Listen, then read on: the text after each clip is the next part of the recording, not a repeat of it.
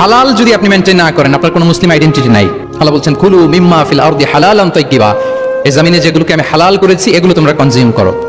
সম্মানিত শুধু খেয়াল রাখবেন, হালালের ভেতরেই বরকত আছে। হালালে কি আছে? হারামে কোনো বরকত নেই। হারামে আছে সাময়িক উত্তেজনা আর উন্মাদনা, কিন্তু হালাল এর ভেতরে আল্লাহ তাআলা বারাকা ঢুকিয়ে দিয়েছেন। তাহলে আমরা হালাল কনজিউম করব, কি বলেন? সব ক্ষেত্রে, সব ক্ষেত্রে।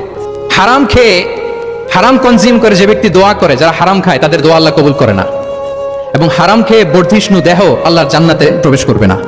লা ইয়াদখুলুল জান্নাতা জাসাদুন গুযিয়া বিল হারাম, হারাম খেয়ে যে দেহ নাদুস নুদুস হয়েছে ওই দেহ কখনো আল্লাহর জান্নাতে প্রবেশ করবে না। এজন্য খবরদার, আমাদের সবকিছু আমরা হালাল দিয়ে সাজাবো ইনশাআল্লাহ। বলেন সবাই। আমাদের অনেকে একটা ভুল করে, সেটা হচ্ছে অনেকে খাবারের ক্ষেত্রে খুব কনসার্ন, যেটা হালাল হইতে হবে, যেটা আমি কনজিউম করব এটার ব্যাপারে খুব কনসার্ন, কিন্তু অন্যান্য বিষয়ে তার আর কোনো খেয়াল নাই, ভ্রুক্ষেপ নাই। এরকম আছে না নাই বলেন? আমাদের সরকারি বিভিন্ন অফিসগুলোতে ঘুষ আছে না? ঘুষ আছে। দেখবেন সরকারি অনেক হিন্দু কর্মকর্তা গরুর গোশত খায় না।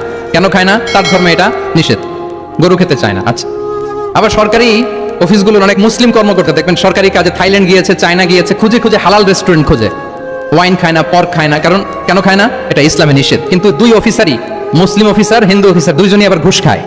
হয় না এরকম?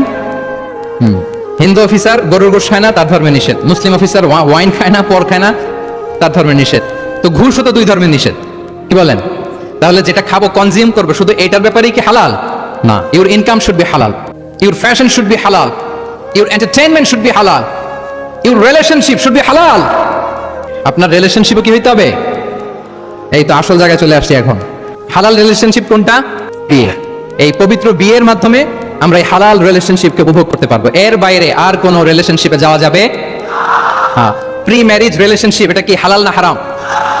হ্যাঁ, ফতোয়া আপনারাই দিয়ে দিচ্ছেন। বলেন, বিবাহ বহির্ভূত যে কোনো রিলেশনশিপ হালাল নাকি হারাম? এক্সট্রা ম্যারিটাল যে কোনো রিলেশনশিপ বলেন হালাল নাকি হারাম? সাবধান হইতে হবে। তাহলে হালালের সাথে আমাদের সম্পর্কটাকে জোরদার করতে হবে।